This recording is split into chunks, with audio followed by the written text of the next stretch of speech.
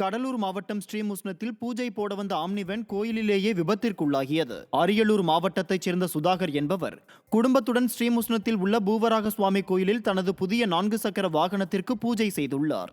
பூஜை முடிந்தவுடன் வாகனத்தை இயக்கிய சுதாகரால் அதை கட்டுப்படுத்த முடியாமல் மண்டபத்தின் தூணில் மோதி விபத்தை ஏற்படுத்தினார். இச்சம்பவம் குறித்து ஸ்ரீமுஷ்ணம் போலீசார் விசாரணை மேற்கொண்டு வருகின்றனர்.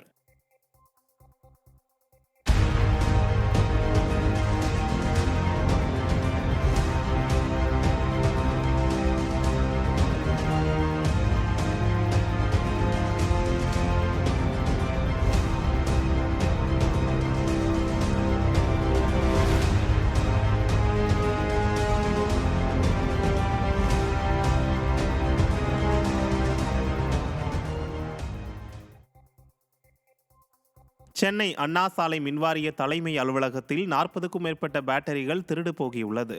அண்ணா சாலையில் உள்ள மின்வாரிய தலைமை அலுவலகத்தில் ஏராளமான சர்வர்கள் பராமரிக்கப்பட்டு வரும் நிலையில் அதற்கு தடையில்லாமல் மின்சாரம் வழங்க ஏராளமான பேட்டரிகள் பயன்படுத்தப்பட்டு வருகிறது. இந்த நிலையில் 40க்கும் மேற்பட்ட பேட்டரிகள் திருடு போயிருப்பதாக தகவல் வெளியாகியுள்ளது. ஒரு பேட்டரியின் மதிப்பு 5000 ரூபாய்க்கு மேல் இருக்கும் என கூறப்படும் நிலையில் பேட்டரிகளை திருடிய தூய்மை பணியாளர் 2 உட்பட 4 ஒப்பந்த ஊழியர்களை பணிநீக்கம் செய்துள்ளதாகவும் கூறப்படுகிறது. இந்த நிலையில் மின்வாரிய அலுவலகத்தில் இருந்த பேட்டரி திருடு போயிருப்பது கூட தெரியாமல் பாதுகாப்பு பணியில் இருந்த போலீசார் உறக்கத்தில் இருந்தார்களா என மக்கள் கேள்வி எழுப்பியுள்ளனர். ராமேஸ்வரம் பாம்பன் குந்துகால் துறைமுகத்தில் குளிக்கச் சென்ற இளைஞர் ஆழ்கடலில் மூழ்கி மாயமானார்.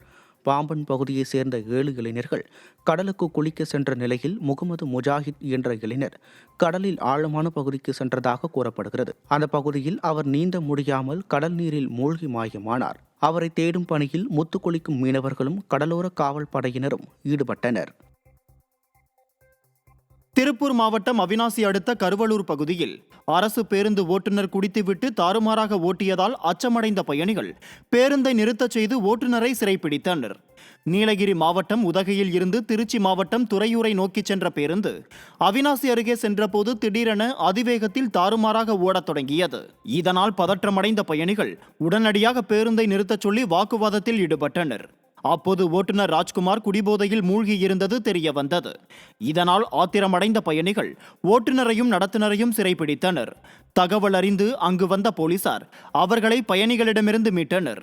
விடியா மாடல் ஆட்சியில் அரசு பேருந்து ஓட்டுநர்கள் குடிபோதையில் இருப்பது மக்களை அச்சத்தில் ஆழ்த்தியுள்ளது. நெல்லை காவல் கிணறு பகுதியில் உள்ள பழமை வாய்ந்த பாண்டியர் கால சத்திர மடத்தை சீரமைக்க வேண்டுமென பொதுமக்கள் வலியுறுத்தியுள்ளனர். காவல் கிணறு தேசிய நெடுஞ்சாலையில் உள்ள 200 ஆண்டுகள் பழமை வாய்ந்த பாண்டியர் கால சத்திர மடம் பராமரிப்பின்றி சிதிலமடைந்துள்ளதாக பொதுமக்கள் குற்றம் சாட்டியுள்ளனர். மது பிரியர்களின் கூடாரமாக மாறிவரும் பாண்டியர் கால சத்திர மடத்தை சீரமைக்க விடியா திமுக அரசு நடவடிக்கை எடுக்க வேண்டும் என பொதுமக்கள் வலியுறுத்தியுள்ளனர். நாள்பட பராமரிப்பு இல்லாமல் போயிட்டுன்னா நாங்கள் ஒரு 2 வருஷத்துக்கு முன்னால் காவல் கிணறு பஞ்சாயத்திலேருந்து பராமரித்தோம். ஒரு 48,000 ரூபா செலவழித்து பராமரிப்பில் வச்சுருந்தோம். அது பணகுடி பஞ்சாயத்துக்குள்ள இடம், எங்களால் அதை பராமரிக்க முடியல. அதனால் அரசு இதை ஒரு பராமரிக்கிறதுக்கு ஒரு நல்ல ஒரு வழிகளை பண்ணணும்.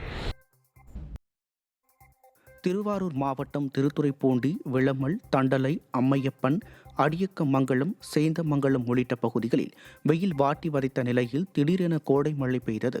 இதனால் வெப்பம் தணிந்து குளிர்ந்த சூழல் நிலவியதால் அப்பகுதி மக்கள் மகிழ்ச்சி அடைந்துள்ளனர். அரியலூர் மாவட்டம் ஜெயங்கொண்டம் மற்றும் அதன் சுற்றுவட்டார பகுதிகளில் மிதமான சாரல் மழை பெய்தது. இதனால் அப்பகுதிகளில் கோடை வெப்பம் தணிந்து இதமான சூழல் நிலவுவதால் அப்பகுதி மக்கள் மகிழ்ச்சி அடைந்துள்ளனர். கடலூர் மாவட்டம் திட்டக்குடி மற்றும் அதன் சுற்றுவட்டார பகுதிகளான ராமநத்தம், தொழுதூர் ஆகிய இடங்களில் பலத்த காற்றுடன் கூடிய கனமழை பெய்தது. கடந்த சில வாரங்களாக கோடை வெயிலின் தாக்கத்தால் அவதியடைந்த பொதுமக்கள் தற்போது பெய்த கனமழையால் மகிழ்ச்சி அடைந்துள்ளனர். கள்ளக்குறிச்சி மாவட்டம் உளுந்தூர்பேட்டை மற்றும் அதன் சுற்றுவட்டார பகுதிகளில் கனமழை பெய்தது. கடந்த சில நாட்களாக கோடை வெயிலால் பாதிக்கப்பட்ட அப்பகுதி மக்களை தற்போது பெய்த கனமழை ஆறுதலடைய செய்துள்ளது. மழைக்கு முன்னதாக பலத்த சூறைக்காற்று வீசியதால் வாகன ஓட்டிகள் அவதியடைந்தனர்.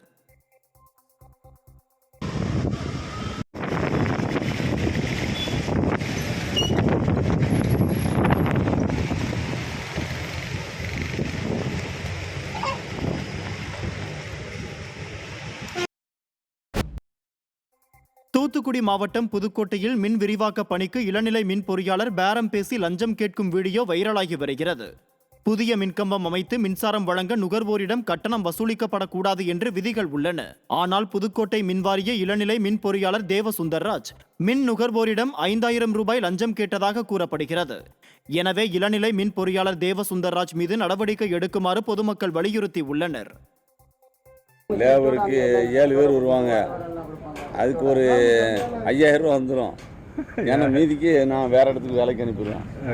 ஆமாம், இதை ஒரு 2000 மட்டும் தாங்க. இப்போ நான் கொடுத்துருந்தேன், எனக்கு நட்டி முடிங்க 7000 கையில் வாங்கி. சரி நீங்கள் போங்க, நான் நட்டுற அன்னைக்கு நீங்கள் கொடுத்துருங்க, நீங்கள் போயிட்டே இருங்க, நான் இவங்களை அனுப்பி விட்டுருக்கேன். இல்லை வேண்டாம், நீங்கள் கொடுக்கவே வேண்டாம், போல இறக்குன மாதிரி இருக்கட்டும். நான் எங்கே அளவு வச்சு திண்டுக்கல் அரசு போக்குவரத்து கழக பணிமனையில் விடுப்பு கடிதத்தை ஏற்க மறுத்ததால் அரசு பேருந்து நடத்துனர் தீக்குளிக்க முயன்றுள்ளார்.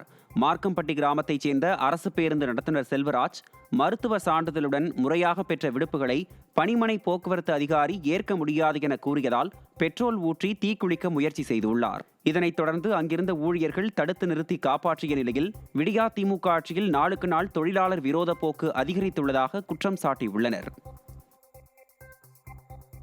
தென்காசி மாவட்டம் இளஞ்சி கிராமத்தில் விளைநிலங்களுக்கு செல்லக்கூடிய பொதுப்பாதையை ஆக்கிரமித்த தனியார் பள்ளி உரிமையாளர் மீது நடவடிக்கை எடுக்க கோரி பாதிக்கப்பட்ட விவசாயிகள் மாவட்ட ஆட்சியரிடம் மனு அளித்தனர். தனியார் பள்ளி நிர்வாகம் முறையான அனுமதி பெறாமல் கட்டிடங்கள் கட்டியுள்ளதாக குற்றம் சாட்டிய விவசாயிகள் விதிமீறலில் ஈடுபட்ட பள்ளி உரிமையாளர் மீது நடவடிக்கை எடுக்குமாறு விடியா அரசின் மாவட்ட நிர்வாகத்திற்கு வலியுறுத்தியுள்ளனர். தஞ்சாவூர் மாவட்டம் கும்பகோணம் அருகே உடையலூரில் பாசன வாய்க்காலை மறைத்து நெல் கொள்முதல் நிலையம் அமைக்க விவசாயிகள் கடும் எதிர்ப்பு தெரிவித்துள்ளனர். உடையலூரில் கட்டப்பட்டு வந்த நெல் கொள்முதல் நிலையத்திற்கான கட்டுமான பணிகளை விவசாயிகள் தடுத்து நிறுத்தினர். இதையடுத்து சம்பவ இடத்திற்கு சென்ற போலீசாருடன் விவசாயிகள் கடும் வாக்குவாதத்தில் ஈடுபட்டனர். புதுக்கோட்டை மாவட்டம் திருமயம் அருகே 12 கிலோமீட்டர் மற்றும் 9 கிலோமீட்டர் என இரு பிரிவுகளாக மாட்டு வண்டி எல்லை பந்தயம் நடைபெற்றது. நெடுங்குடியில் பெரிய நாயகி அம்மன் தேர் திருவிழாவை முன்னிட்டு 9 ஜோடி மாடுகள் பெரிய வண்டியிலும் 17 ஜோடி மாடுகள் சிறிய வண்டிகளிலும் போட்டியில் கலந்து கொண்டு சீறி பாய்ந்து ஓடியது. சாலை நெடுகிலும் இருபுறங்களிலும் பொதுமக்கள் நின்று போட்டியை உற்சாகமாக கண்டு ரசித்தனர்.